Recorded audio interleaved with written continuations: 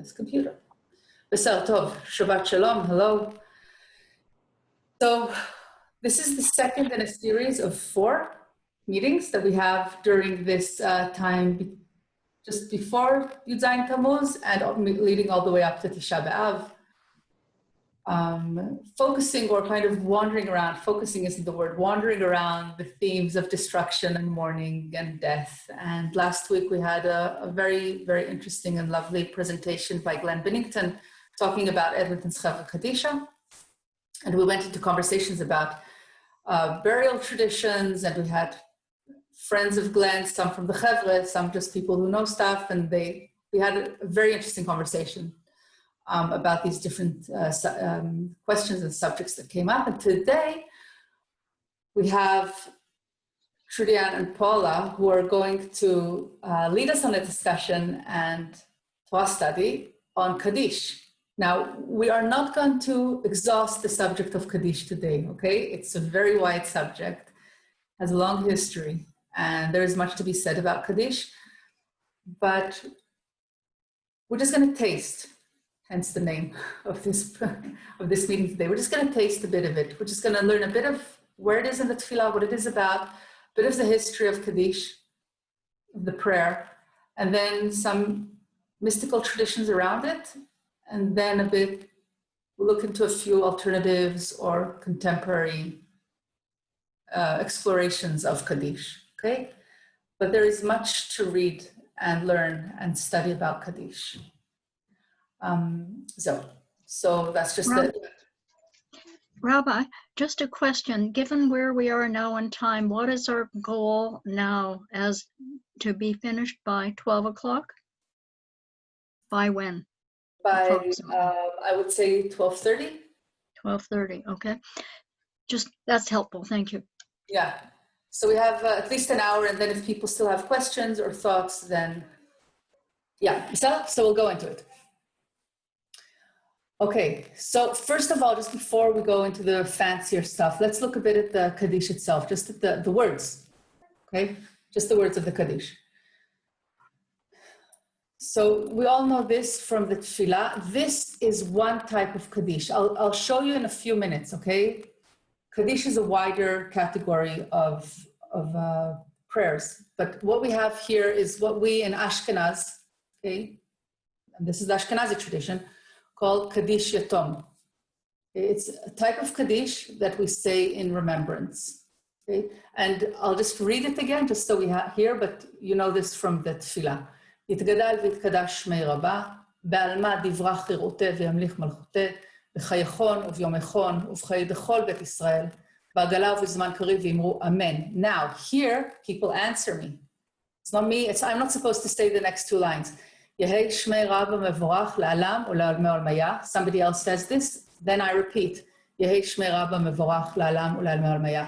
יתברך וישתבח ויתפאר ויתרומם ויתנשא. ויתהדר ויתעלה ויתהלל שמי בקודשה בריחו. Other people also say it here. לעילה מן כל ברכתה ושירתה, תושבחתה ונחמתה, דאמירן בעלמה ואמרו אמן. יהי שלם הרבה מן שמיה, בחיים עלינו ועל כל ישראל ואמרו אמן. עושה שלום במרומיו, הוא יעשה שלום עלינו ועל כל ישראל ואמרו אמן. The last 3 lines are in Hebrew. עושה שלום במרומיו, till the end in Hebrew. Everything else is in Aramaic. Okay? This is the Ashkenazi version of Kaddish.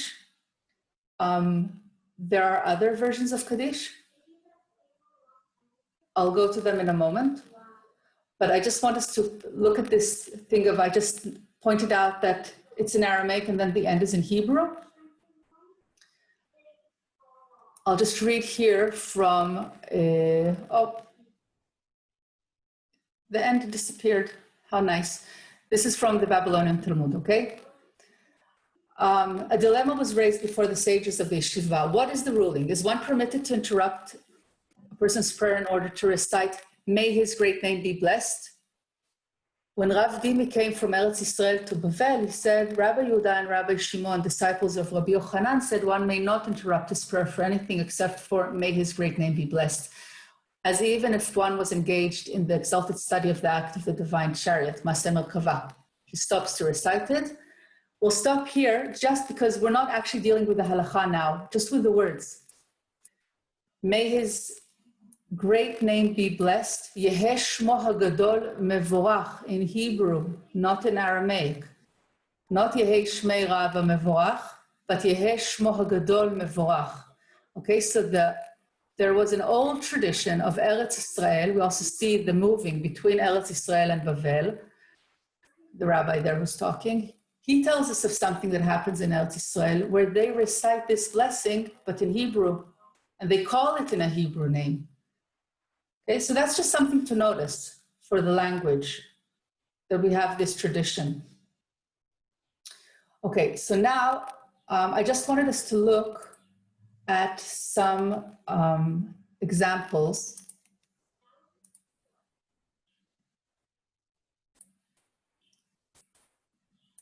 Okay, this is from Wikipedia, which is actually useful many times, okay? I think Wikipedia is an interesting place anyway, but what they did here, I put links here and I can send people the PowerPoint if you want. I'm just skimming through my stuff so we can get to Paula and Trurdianne, okay? I'll just do this quickly, but so we have something in our head about the Kaddish. I have it here in Hebrew. We also have it in English. I'll give you both of the links if you want. I just wanted you to see that Kaddish is a whole genre or a whole section of prayer that actually has many occurrences throughout the traditional tefillah, and we say different parts of it in different parts of the tefillah. And they made a lovely table here for us to look at, okay? And we can see where what it looks like and where we say it, and they also give us the versions. So this bit here that is in gray, can you all see the bit here in gray? It's called Chatzi Kaddish, half a Kaddish. We usually use that, or less so in our prayers, but you can also find it in the Reform Sidurim, more so in other Sidurim. It divides different sections of the prayer, Chatzi Kaddish. It tells us, here's a pause. Still the same words. Yitgadal v'tkadash meraba, be'alma divrach chirutei ve'melech malchutei. Here we have some differences, okay? Line 4. But it sounds the same, okay? But that's the Chatzi Kaddish. Then there's Kaddish de Rabbanan. When you say Kaddish de Rabbanan, you add all of this pink bit. I'm not going through all of the Kaddishim, okay? I'll send you the links. You can look at the outline, and I just want us to understand. When we say Kaddish de Rabbanan, it's usually after when we're studying, after we've done a Torah study. So you know how we do now in our Shacharit services, we've reintroduced our little mini Torah study at the beginning of the service, when we say the blessing on Torah study, and I bring 3 bits and we go through them. So in the traditional prayer book, after all of these sections of little Torah study, we put Kaddish de Rabbanan. Okay. You will notice, for instance, that here it says the Ashkenazim add this. Ashkenazi Jews add this line. The Jews of Italy and Provence have this. Catalonia and Sfaradim and some of the Western Ashkenazi Jews add this. Sfarad add this. The Yemenite tradition adds this. Okay, so we have different versions. It's still the same prayer, but we have different versions inside the prayer. And we have here, okay, so let's just stop here, but you understand the idea, right? You see how it's a kind of,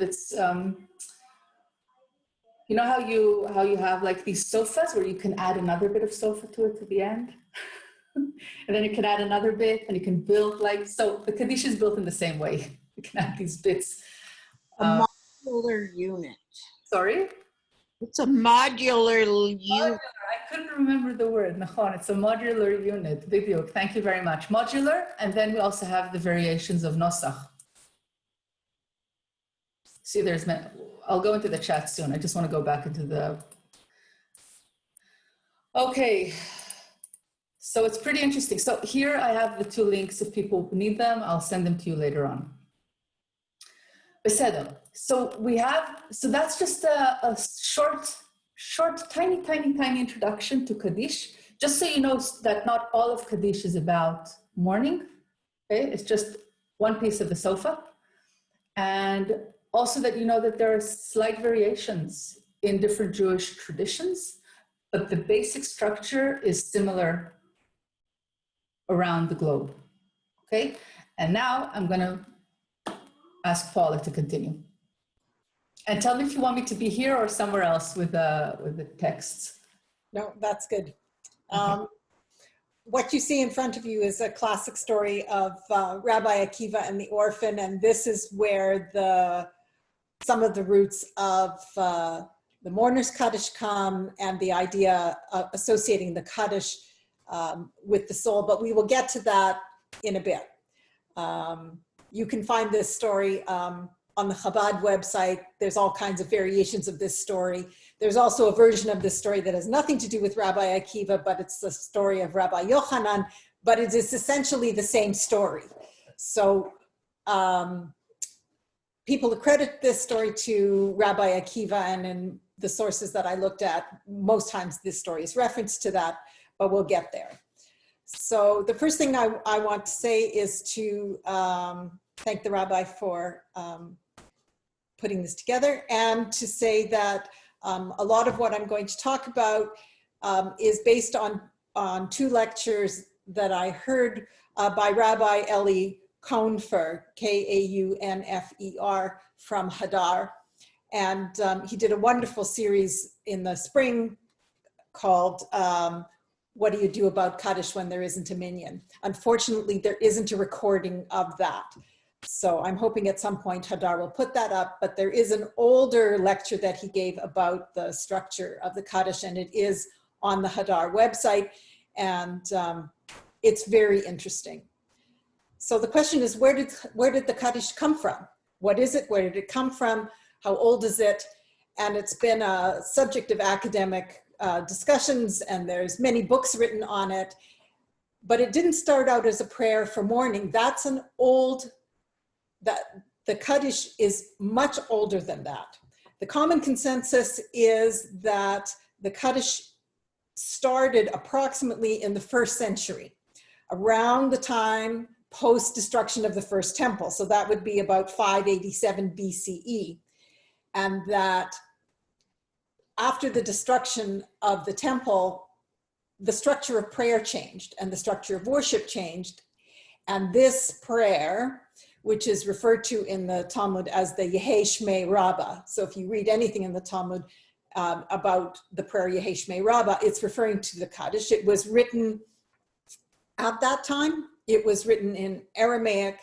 And the reason it was written in the Aramaic is that that was the language of the land. That's what people spoke. That's what people understood. The rhythm of the language was familiar. When you listen to the words of the Kaddish, it's got a mantra-like quality. And they did that so that you could teach it to children. And it became part of the oral tradition. The other thing about that is that it was associated with Torah study, which was also prohibited at the time around the destruction of the temple. And so it was whispered, which is interesting because in later traditions, the Yehei Shmei Rabbah is to be said very loudly, as if one is shouting to heaven. Also, to date the Kaddish, it's similar in structure in a lot of ways to the Lord's Prayer, which is the Gospel of Matthew, which is similar in aging. Our Father who art in heaven, hallowed be thy name, is an interesting structure. It's got a similar rhythm to the words of the Kaddish. It's also got a similar meaning, which is all about the greatness of God, except in the Kaddish, there is no word for God. So it's postulated that the men of the Great Assembly, after the destruction of the temple, put this prayer together, and that they based it on those words that we just saw in that the rabbi put up when we were looking at the alternative to Kaddish from Ezekiel, Hitgadilti, Vitgadishti, and is similar in structure to Yitgadal v'Yitkadash. So it's all about the purpose of the Kaddish in all its forms and in all its uses was to bring God into the everyday and part of the everyday world. It's also similar in prayer structure to what we know to the Baruch Shem Kavod. So the translation of Baruch Shem Kavod is similar to this translation to the Yehei Shmei Rabbah. And the Baruch Shem Kavod comes from Jacob and his son. Jacob on his deathbed is worried that his sons aren't going to maintain his relationship and his understanding and his belief in the one God, and the sons vow to do that. And he says, Baruch Shem Kivod, Malchuto Le'olam Vayed. That's where these things come from. And it's similar in structure and in meaning to the Yehei Shmei Rabbah. It's also similar in our prayer structure when we stand for the Baruch Hu and we answer the call to prayer. We say, Baruch Adonai Hamvorach Le'olam Vayed, blessed is God forever and ever, which is basically Yehei Shmei Rabbah. So we've taken this idea of the Yehei Shmei Rabbah and not only put it into the prayer service in terms of a Kaddish, whether it's half Kaddish or Kaddish to Rabbanan, and now we do the mourner's Kaddish, it's also there after the Shema, it's there after the Baruch Hu, so it's there at key moments in the idea of exalting and bringing God into the everyday. The Talmud refers to it as the Yehei Shmei Rabbah, and it's discussed in the Or Zarua, and it's discussed in the Shulchan Aruch, and many medieval commentators and Torah scholars have talked about the Kaddish, when you say it, how you say it, can you interrupt it, what do you do if you're late, what do you do if you're on the road. But the point is that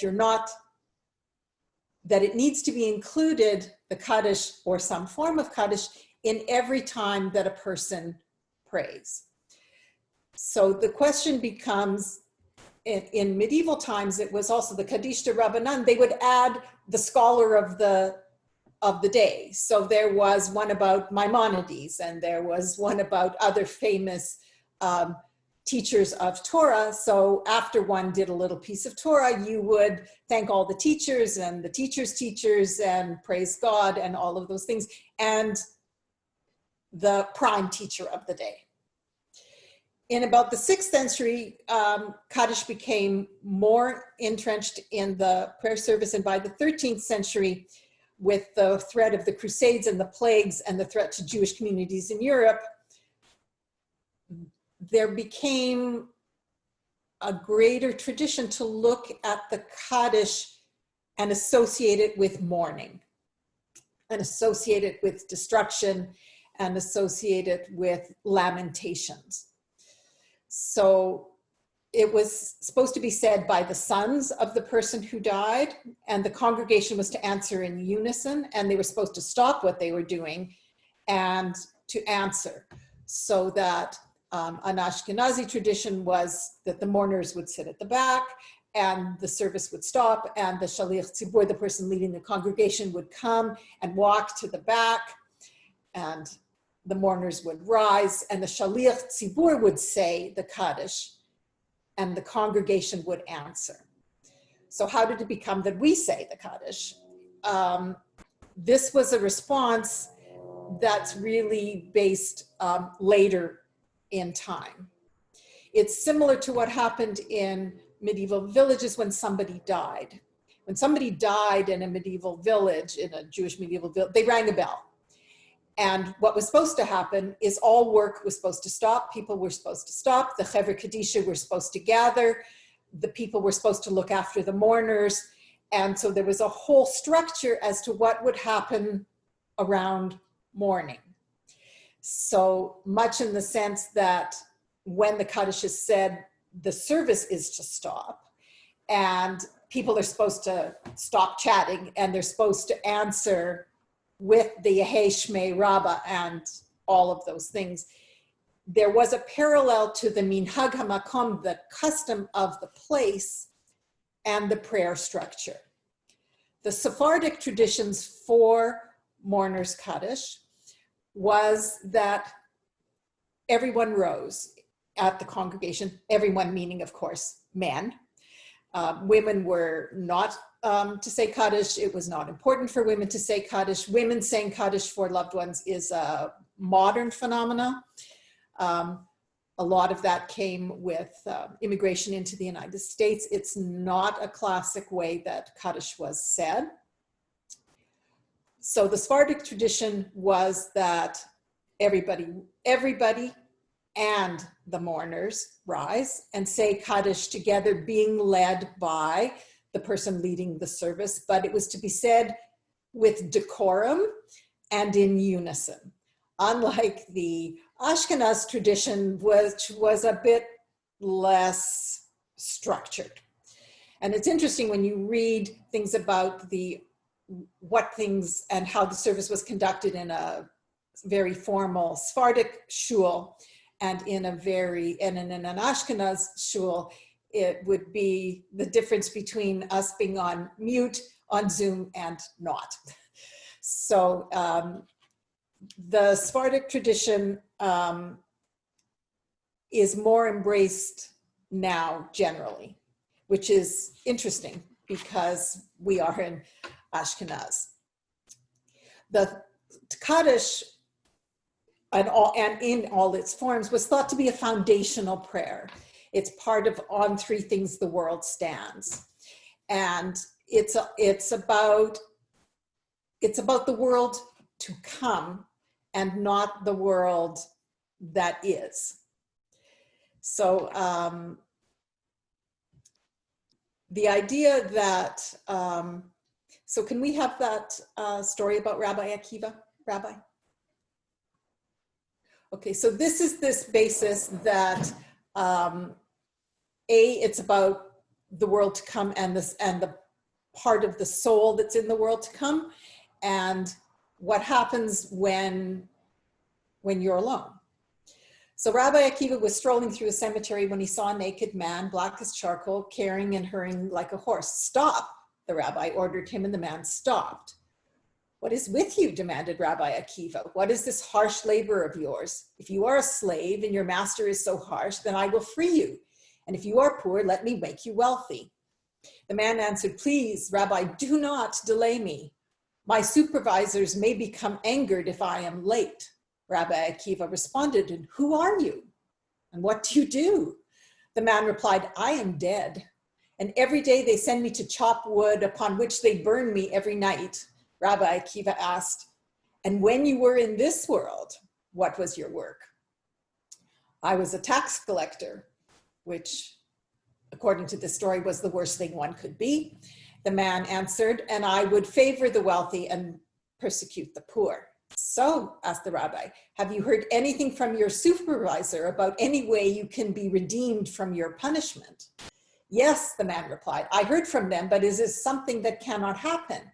They said that if I had a son, and if that son could stand among the congregation and say Kaddish, and the congregation would answer, 'Amen, Yehei Shmei Rabba Mevorach,' then they would acquit me from my punishment. But," he continued, "I did not leave a son behind. True, my wife was pregnant when I died, but I do not know whether she gave birth to a boy. And if she did, who would teach him Torah?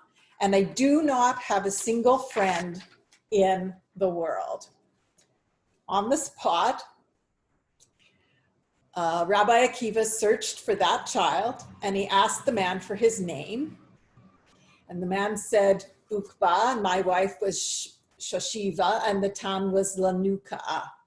Immediately, Rabbi Akiva set out for that town. He arrived there and he asked the people about Ukba. "May his bones grind in hell," they replied. And he asked about his wife, and they said, "May her name and memory be erased."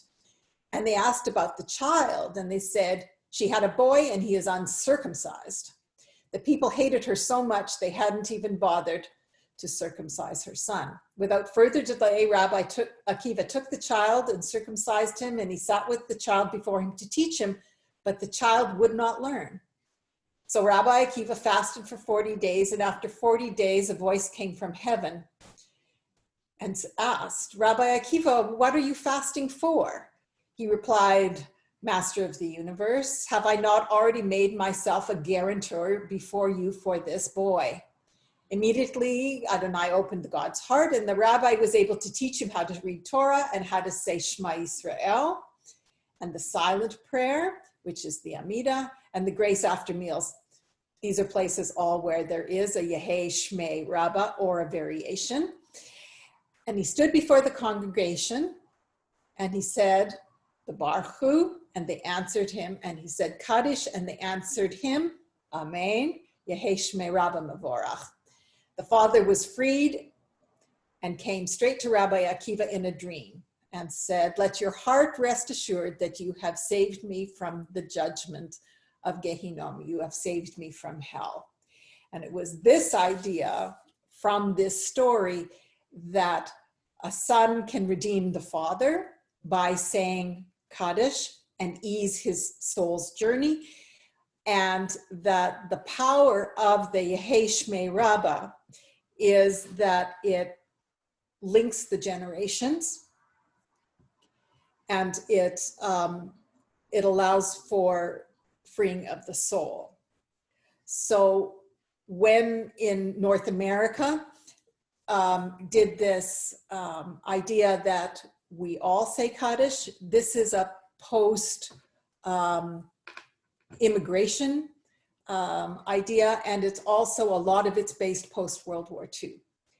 And after World War II, especially in the United States, the Sephardic tradition of all standing and all saying Kaddish had to do with the fact that there were many places where there was no one to say Kaddish and no son to redeem the father, and no one to redeem the village. And that idea comes from this story. It's an old story. I see, Judith, you asked me where it is. I'd have to look up exactly where this comes from, but it's an old story. It's a medieval story. Judith, what I saw, and again, I didn't research this, just for looking at what Paula sent me from the Or Zarua, that's 12th century. Yeah. So this idea that,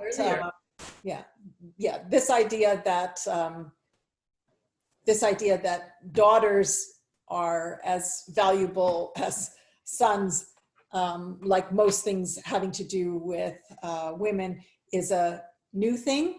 And it's still not the kind of thing that in some congregations is done. And the tradition was so ingrained that one had to have a son to redeem the father, that people would hire people to be their son.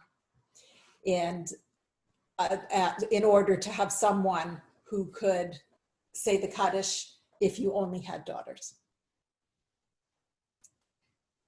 And that's the history of the Kaddish. Thank you. Thank you, Paula. No, I was actually reading today, and I have to research it because I was very surprised that apparently there was a custom in the Lita area, so Eastern Europe,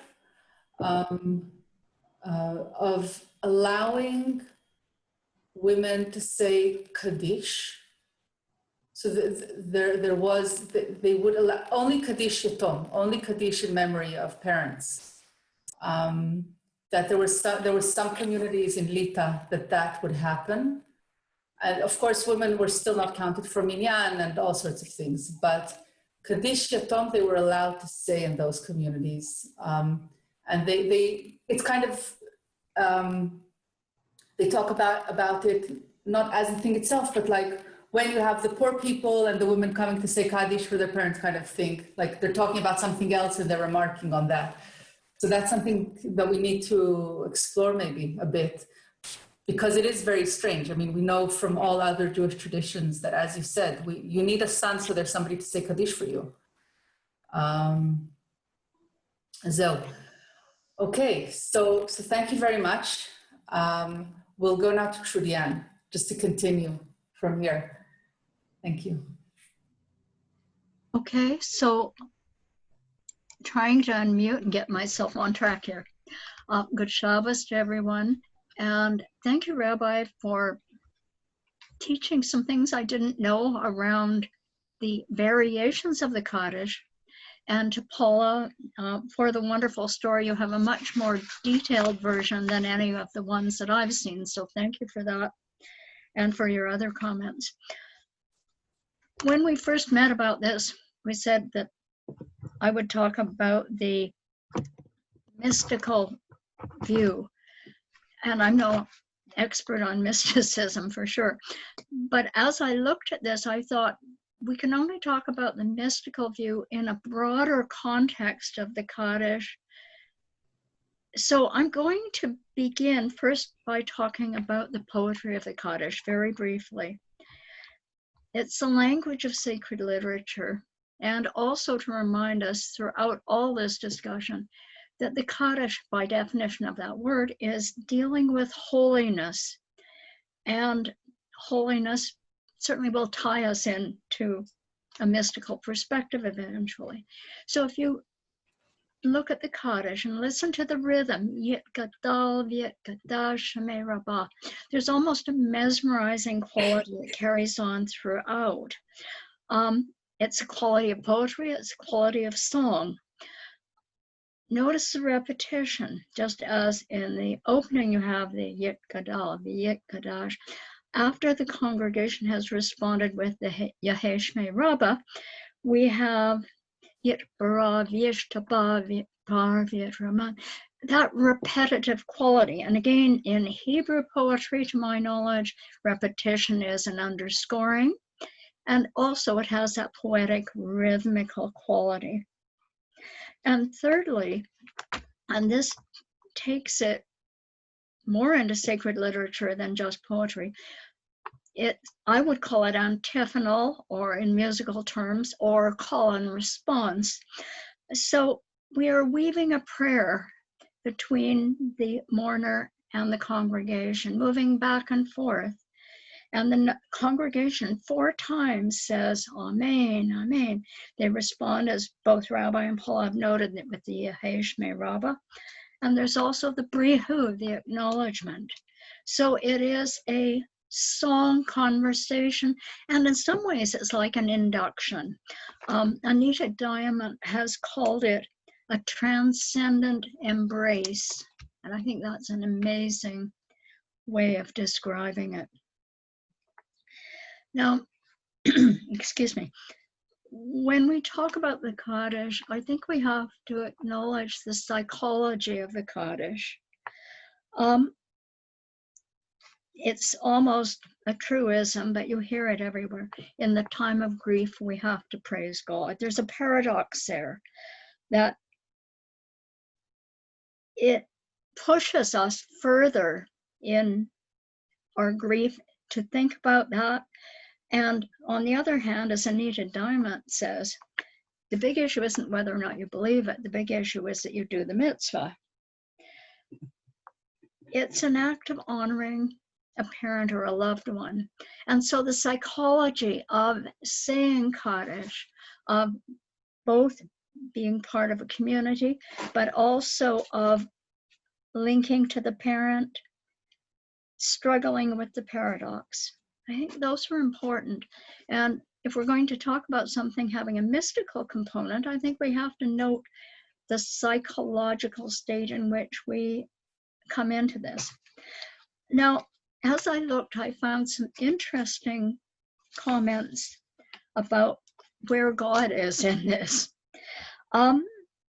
So in the 13th century, a German Hasid, and I have to pull my notes up to where I can read the microprint, commented on the idea that God is limited, that the prayer keeps saying, may God's majesty be revealed, may there be, may the one in heaven bring peace.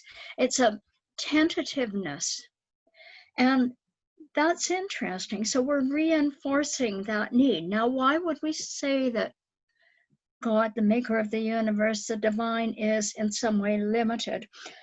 Another source named in the Chabad site as a great Hasidic sage, said that the death of one of God's creatures creates a gap in God's world. So in that sense that we are all one of a large divine process and world. And I'll come back to the idea of the sparks, which in all of us are part of God also. So if God is somewhat lessened by a death, because some part of him has been taken away from his universe, her universe, its universe. The Kaddish then, which is sometimes called the sanctification of the name, acknowledges that, and perhaps even a suggestion is gives comfort to God, to the divine, because God is also grieving. And that's not a common concept, but I think it's an interesting one. And it reminds us of the great unity between man and the divine. The social context is well spoken of, and we hear it in many places, the parental esteem. Now, interestingly, when you look at the idea of the relationship between the child mourner and the parent, the Talmud speaks of the son endows his father. Now, are we saying simply that the son gives honor to the father, or are we saying something much more? And we look at Paula's story from Rabbi Akiva. We're suggesting, and it's suggested in many places, that the saying of the Kaddish lifts up the soul of the one who is departed. That's well beyond everyday logic. I would call it mystical. And Shimon Bar Yochai said, as long as children live, the parents live. And you can see that as social, psychological, or you can see that as more deeply the link between generations is a spiritual one, a mystical one. Rabbi Akiva's story talks about what is often called redeeming the parent.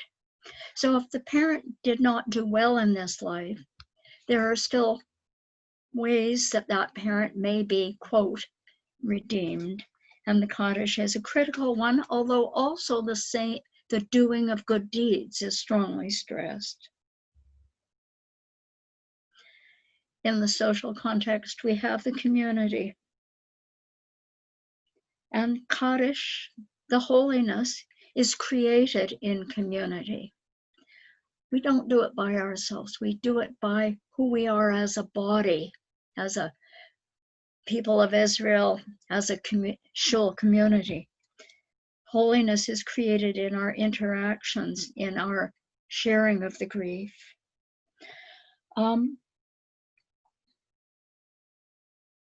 And in the witnessing. Some people, Rabbi Kunin, who was formerly of Congregation Beth Shalom, who's now in Japan, talks about tikkun, about repairing the world. And he talks about how this is something we have to do together. And so again, one can see the Kaddish as an act of repairing the world. Together, we join in this mourning, in this praying for the greatness of God. May his name be praised. It may not be praised enough yet, but let's praise. Let's enhance, let's hallow his name. And I say his by default, but his, her, its. So we're getting touches of things that are much more than just a logical, everyday view. And I think very often we stand up and say, now it's time to say Kaddish, blah, blah, blah, blah, blah. And if we're not particularly in mourning in a Reformed congregation, it can be something that we say by routine. And so some of these perspectives invite us to dig in deeper. Paula has mentioned, of course, the fact that congregational saying came after World War II.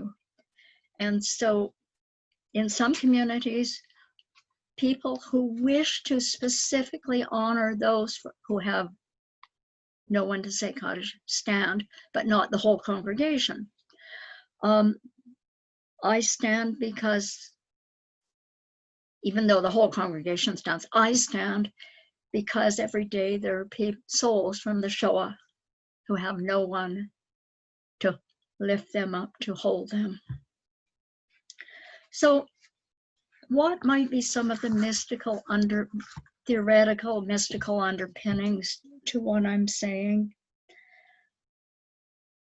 I mentioned the sparks, and without going into the kind of detail that Bill, my hubby, could do, there is the idea Kabbalistically that at the time of creation, there was a breaking of the divine energy, and it became shards.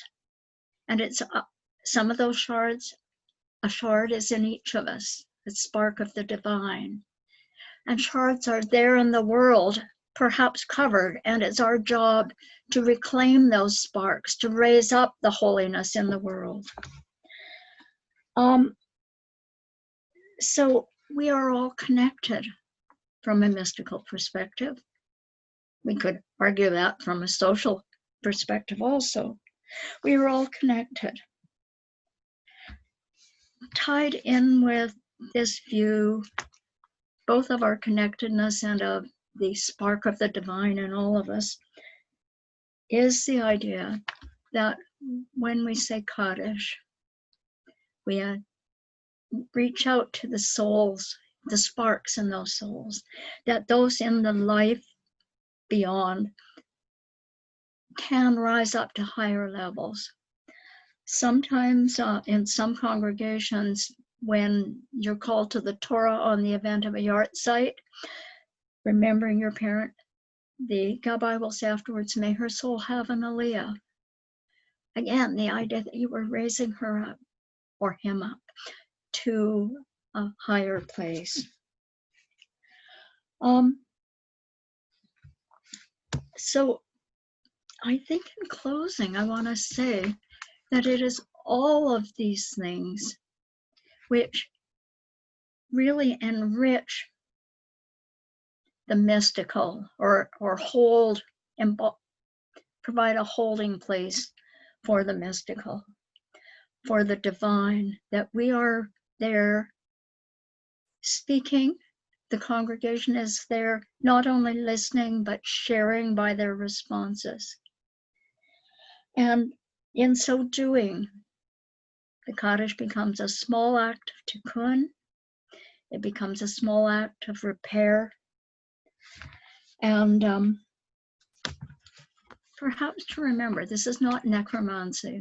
This is not dealing with the dead. This is dealing with the divine life in all of us.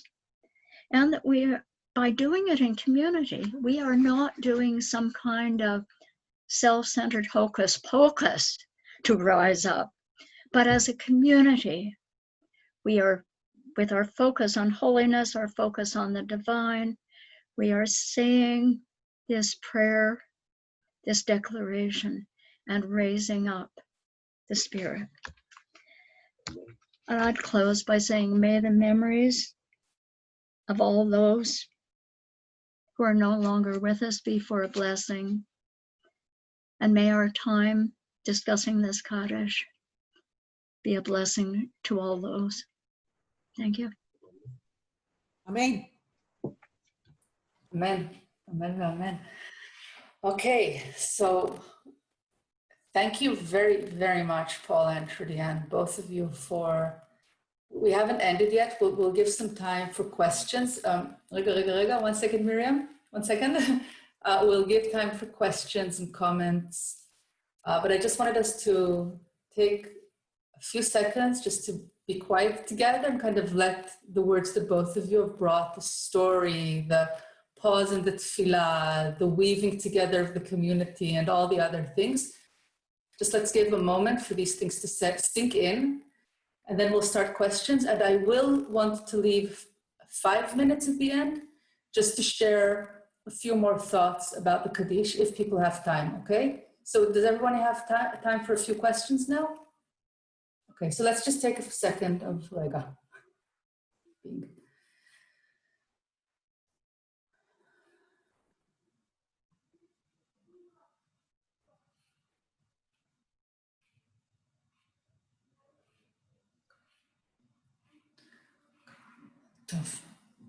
Thank you. Okay, so thank you. Miriam, you had a comment. I just want to say thank you to Paula and to Trurdianne for an excellent discussion on the Kaddish. Thank you. Yes, definitely. Bill, thank you, Miriam. Bill. A personal experience, if I may, and it doesn't directly relate to me. One of the things about Kaddish, as I see it, is that it actually has a deep psychological meaning to the individual saying the Kaddish. I once knew a woman whose partner had passed away quite suddenly and relatively young, and I had ran into her 5 years, 6 years after her partner had passed away.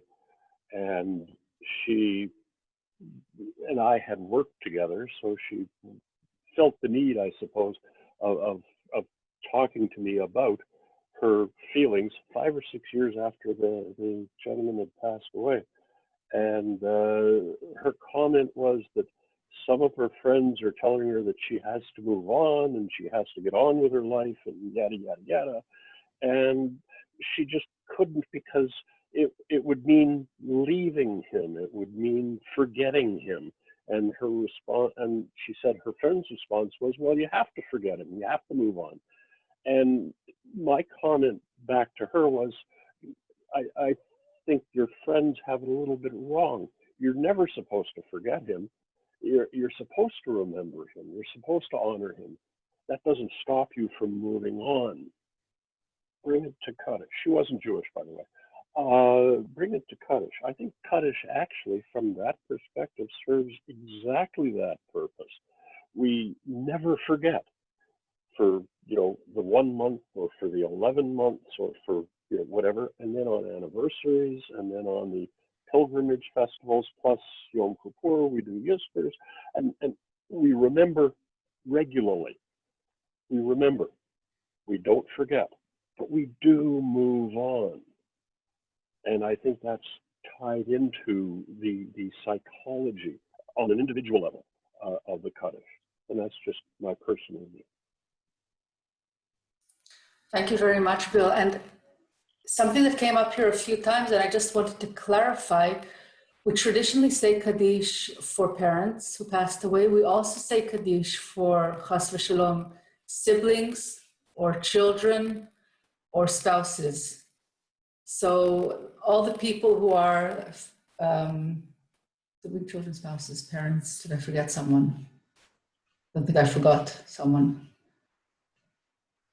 Yeah, so all the people who are first degree relatives of ours, closest people to ourselves, that's who we traditionally say Kaddish for. And of course, every Kaddish for every type of relationship. I mean, the Kaddish is always the same, but every type of relationship brings with it different pain and different types of memory. And in the Yizkor service in Yom Kippur, especially in Mishkan and Nefesh, they do a beautiful job of bringing up different types of Kaddish thoughts for our different relationships, and really breaking it down into what we might have felt, allowing the variety of emotions to rise up, and as Bill said, to allow us to move forward with our life afterwards, always revisiting this. So yeah, Ken, any other thoughts or questions or things that have come up for you?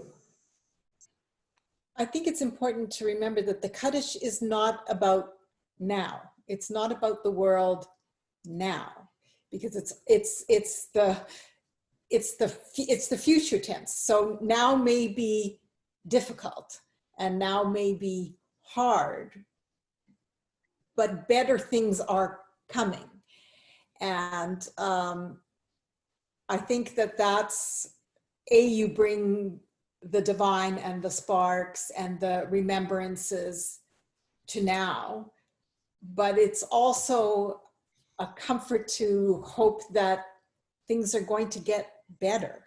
The world will get better, whether you believe the divine will make the world better or not. All depends on your definition of the divine, or whether you'll just have someone to walk with you as you make your world better. It's not about, it's not in the present tense, it's in the future tense. And that's what links it for me across this wide expanse of people and location. And to know that whatever congregation, wherever it is, the idea of it will get better is everywhere. Thank you. And Judith wanted to say something, and I saw that Susan wrote something here. So Judith, maybe you want to, and then go ahead. I think it was alluded to early on in this session, and I'm not sure, but I'd like to emphasize it. And then it sort of puts what Paula was just saying and Trurdianne was sort of talking about into a different perspective, which is, you know, there's nothing about the person who passed away in the Kaddish, right? Has nothing to do with them. It's not personal. It's only to do with praising Hashem. So it's kind of interesting because, you know, you don't feel like that when you don't really know what it says. You don't think that's the case. Like, I know, in fact, and you think it's about death in particular, you know, like I knew the words or the rhythm, and I used to immediately have this association with, you know, this funeral and that funeral as a younger person. And it's nothing to do with that. In fact, it's almost demystified it in a little way. On the one hand, it's made it way bigger and potentially broad and very spiritual, understanding what it's about. But it's demystifying. I mean, I used to hear it and immediately melt down in tears. It didn't matter what situation I was in. I would start crying, right? Unfortunately or fortunately, that doesn't happen anymore. Anyways. Judith, when you were talking, first of all, again, personal experience. When I gave birth to my daughter, to Shaked, so the first year after I gave birth to her, I couldn't say Kaddish. When I had to say it leading a service, I was sort of able to say it, but then, but any other time, like sitting in the crowd or anything, couldn't say it. I would start crying. So there's something about that emotion that it's very interesting. When you were talking about the words that are the same, it's not about the person. Everybody says the same Kaddish. I was just listening to a podcast a few days ago about wedding dresses, the history of wedding dresses. Very interesting podcast, I recommend it. But she was saying something interesting there. She was actually talking about, at some point, she was talking about Jewish bridal dresses from Turkey. Like they had a whole exhibition about that. And they all had, they weren't white. It was a style of dress. And you got that dress when you got married, and then you would wear it for all the other special events you had in your life, because of course nobody can afford a dress for a wedding. That's gonna just be your nice dress for your life now. So then she describes how whenever a bride would come in and be surrounded by the women of her family, they were all wearing their wedding dresses. So it's like you join this place of, you join a place of everybody's been there. All the women around you have been there. You've joined the club in a sense, for better or for worse. And then with the Kaddish, when you were talking about it, it brought the same image to my mind. When when a person says Kaddish, all the people or the people answering that person, they've said the same words, or they will say the same words. Like we're all repeating the same things. We're all going back into the same space with the mourner. So mamash the same image. So thanks for bringing it up. And I'll share the podcast if somebody wants to learn about the history of wedding dresses. It really, that Susan, image, oh, sorry? sorry, I was just going to say that image really brings it back to the paradox of the many and the one being the same and different. Tying us back to our tefillah, yeah. Yeah, also the sparks were tying me back to the tefillah. That's also in my head. Miriam, just 1 second, please. I think Susan commented something here in the chat about the limitation on grief, or do you want to say something about it? I don't know if Susan's here. She was here. Yes. Yeah, I'm here. No, it wasn't really related to the Kaddish. It was just a comment on what Bill had said with his experience with a friend, where I read somewhere there's no statute of limitation on grief. But I, as far as Kaddish goes, I always feel a big sense of community, which, you know, regardless of what the words are, it's that shared group experience that I think makes it so powerful for me. Thank you, yeah. And that's such an important line here. There's no statute of limitation on grief. It should actually be in Sidurim above the Kaddish or below, but around it somewhere so people remember. I think it's really crucial that we know this. So yeah, Miriam, you want to? I wanted to address the comments from Judith and now from Susan as well, that yes, I think the Kaddish creates a link between either the person that remembers or is presently grieving to the community that stands with them.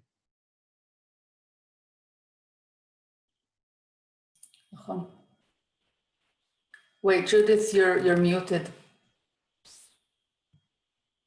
Maybe that's not a bad thing to be muted.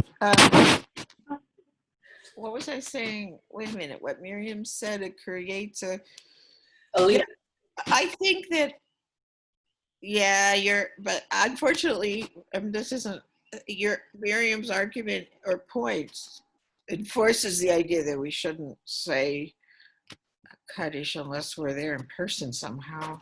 Maybe it bolsters Rabbi Kane's argument, unfortunately. That's always unfortunate, anything that bolsters my argument, I know. But no, I'm not sure if it does actually, because a person could feel connected to community over cyberspace as well. The question, do we create deep feelings of community just by seeing each other, or do we need the physical presence of each other? I would argue we need a physical presence for a heightened sense of connection, and other people would say that's not the case. I think that's, but what Miriam said could also work theoretically if people accept that. Here. Yeah, you're right. I realized as I was saying I wasn't being that coherent. That's why muting me isn't always a bad idea. But I think that I'll tell you from my experience in this era of Zoom that I can sustain or continue relationships I've set up previously via Zoom, but I can't start new ones somehow. There, I'm bolstering your argument again. I'm kidding. But it doesn't negate the power of the words, right?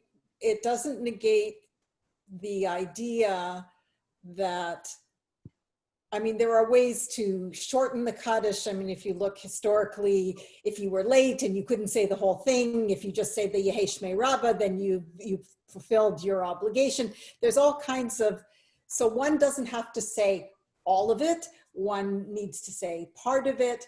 It doesn't negate the power of the words number one. And the Kaddish came out of disaster because the temple was destroyed. So they had to reinvent what they did.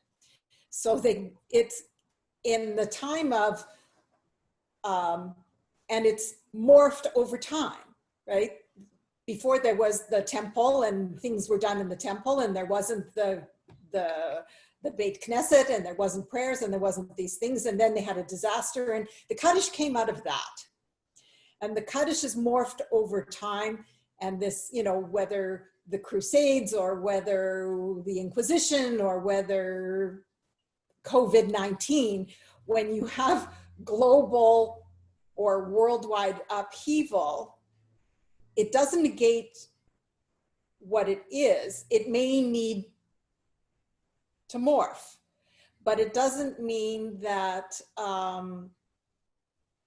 that you can't say it, or you can't say a modification, or you can't change its location, or there's also alternatives. There are many Siddurim who post alternatives.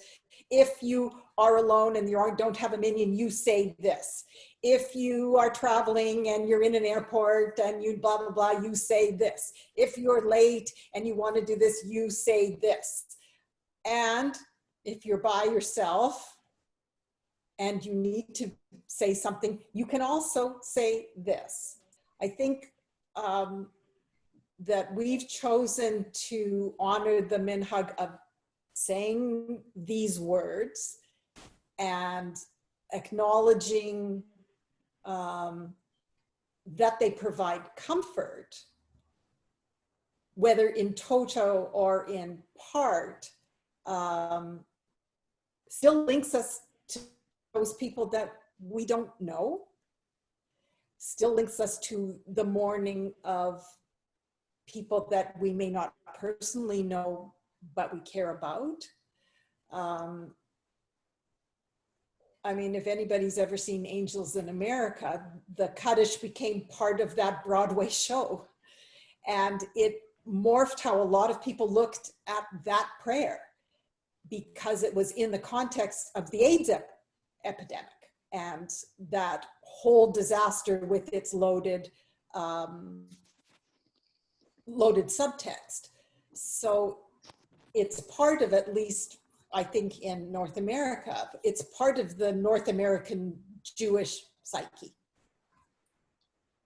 Okay, thank you, Paula. Rega, Judith, Ilara wanted to say, Ilara has been wanting to react here, and thank you. Yeah, I would just like to add the point that I'm kind of agreeing with everything. So I'm agreeing that there is definitely a different power of being physically together. I think that that's 100% true.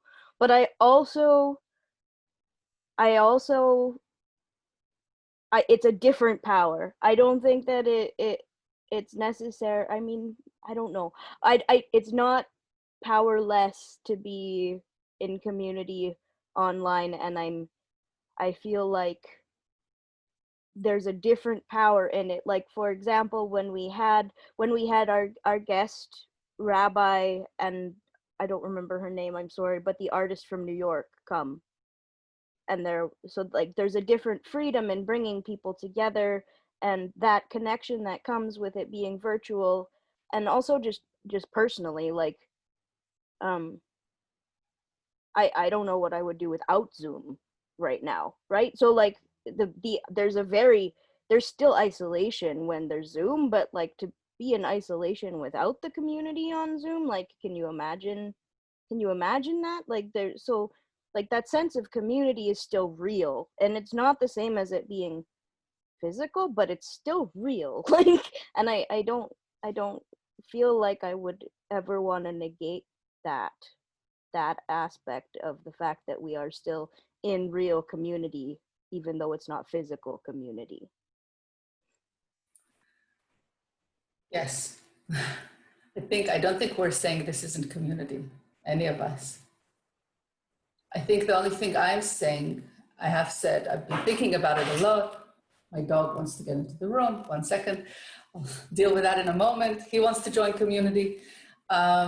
So I think the one thing I'm kind of exploring for myself at least now, is what does it mean? You know, cyber community. And what's the differences between physical and non-physical? And I think a lot of our culture, and I'm looking at Jewish tradition, but also Western tradition, we have a long history of negating the body or not looking at the body or assigning a different place for the body than the soul and separating them and in different ways and different measures. And of course, it's not one stream. There's like a whole discussion about this, but I think for me at least, and we'll go back to Kaddish in a moment and we have to close soon, but just to kind of clarify what I'm saying, I'm not negating this, I'm just saying the last few decades, we've kind of refocused on the body and allowed a sacredness in the body and remembered the sacredness of the body. I just don't want us to forget that. And I don't want us to forget the sacredness of being able to touch each other and the sanctity of sitting together and feeling each other.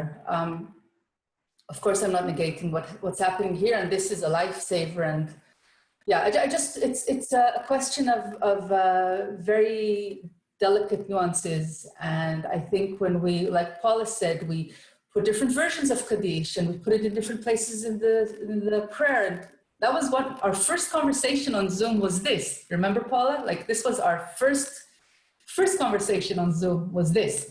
And that's when we started this tradition of doing shinui, you know, doing it a bit differently, just to remember. Okay, zecher lekadish, zecher lekehila, that is actually together. Okay, I do want to add a few more things. Judith, and while you're talking, I'll just move slide. Yes. I have to say, it's one thing I agree in principle, awareness, this, that. Can't hear you so well. Maybe you can come closer. Oh, awareness, acknowledgement of the body. Can you hear me now? No? Come closer. What happened? Something happened. What about now? No. Jeez, what happened? Maybe just turn your volume up. I don't know. No. It's very quiet though. I don't know where my microphone is. There yell. we go. Oh, you're good now. Got you now. I'm yelling into the micro. I don't know. Is this the microphone? Yes, it is apparently. Oh, well, I'm yelling. Okay. So here's the thing. Trurdianne pointed out the rhythm, the poetry, the lilt. When we use a different version of a Kaddish, that's all gone. So it's very hard for me to use those adaptations of Kaddish on Zoom because it's as if I'm not saying Kaddish. Yes, that's the cunning plan. Judith. No, it's not a cunning plan. This could go on for 3 or 4 years.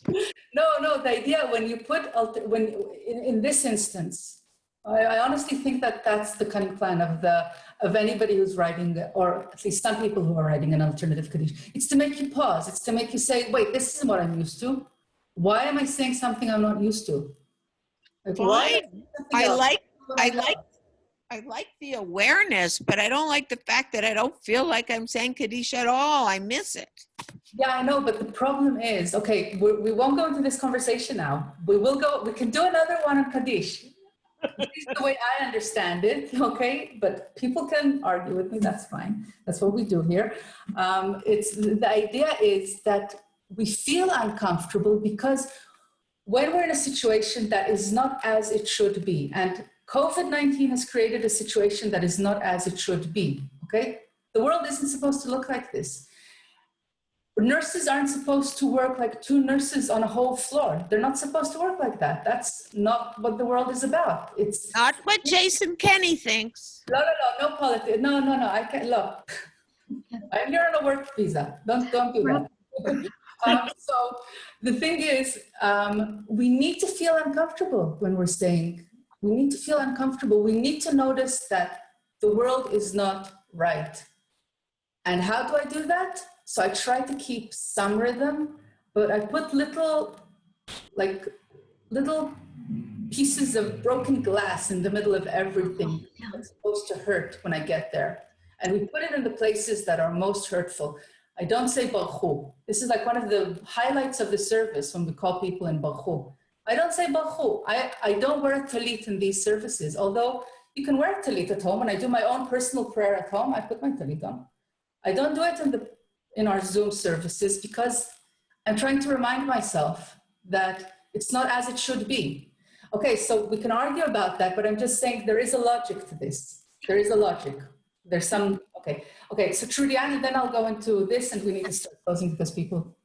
So what I wanted to say in this discussion, the material I originally sent you, which is a halakhically oriented response that comes up with the material we use this time, which is, he feels halakhically congruent. I've since sent you, I think, 3 other links, and perhaps we'll decide to go through the variations, because there's one that is written that almost echoes the Kaddish, but it's not the Kaddish. There are a couple of poetic Kaddishim, if you want to call them that. And so perhaps this is an opportunity to explore ways that we can have that sense of connection.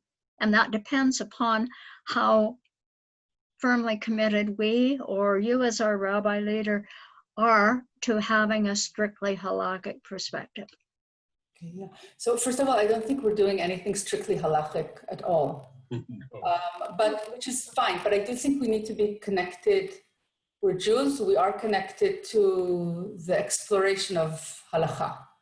We don't need to be bound by halakha that was written even 10 years ago, but we should be part of the conversation. So what I put here on the screen is you sent me a responsa by Rabbi David Golinkin. So I condensed the responsa to just a few points, and I have the link here, and I'll send it. I'll send the whole PowerPoint to people so you can just use it, okay? But what Rabbi Golinkin tells us here is, if there is no minyan, are there alternatives to the mourner's Kaddish? So one, he expands this. I'm just doing like little bullets of this, okay? So perform mitzvot, such as prayer and reciting the Shema in memory of the deceased, or study Torah in memory of the deceased. Perform a specific mitzvah as instructed by the parent who had passed away. If your parent said, in my memory, please donate to the food bank, you do it in memory of your parent. Give tzedakah in memory of the parent. Recite Psalm 23 or another chapter of Psalms. Recite 3 specific verses from the Bible. Okay, so these are all practices, and he brings the origins of them and where they're stated in halakha and in halachic writing as things you can do when you don't have a quorum and you want to say and you need to say Kaddish. So you can look at that responsa, and then okay. So now I'm gonna go to and it's very beautifully written. So I mamash recommend reading it. I'll just go to yeah. Okay, so this here, Trurdianne, I think is one of the things you sent me. Nachon? Can you see it? Okay, alternative prayers when there's no minyan present at services. This is one of the links you sent me. So do you want to unmute and just say what you want, like say something about it?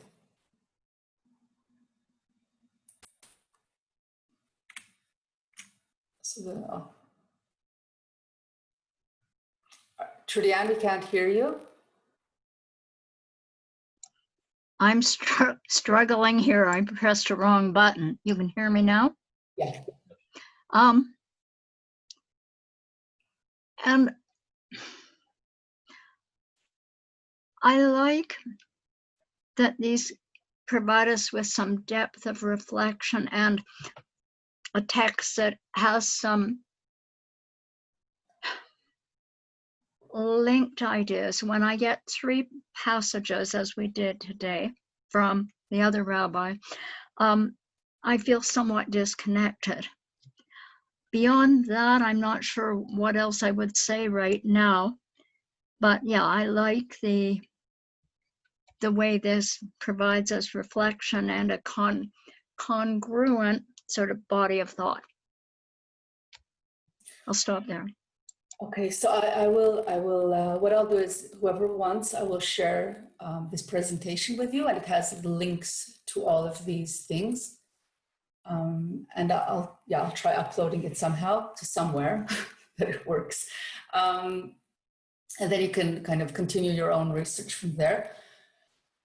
And just my final observation, and again, thank you so much, Trurdianne and Paula, for a wonderful, wonderful, soul-expanding research and exploration of Kaddish. When we were talking, preparing this, I think one thing that was very important for me in Kaddish, which is why I do like the tradition of mourners and those who need to say Kaddish in various capacities stand up and others answer them, is exactly this weaving of community that happens in the call and response.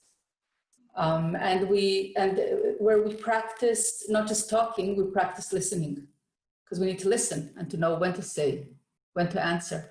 So it's a practice of listening as part of prayer, not just saying as part of prayer, but closing our mouth and listening as part of prayer. So I find Kaddish to be an interesting practice of that again. That was for me. Trurdianne or Paula, do you want to just say a few final words just to close? Do you have anything to add? Not for me. Thank you. Paula? Thank you for the opportunity to have the conversation and for the sharing of ideas and for exploring this topic, which is complicated and nuanced and gadol me'od, umhulal me'od. And I think that there's many more discussions we could have if people want to have them, and Yehei Shmei Rabbah. Thank you. Thank you very much. Shabbat Shalom.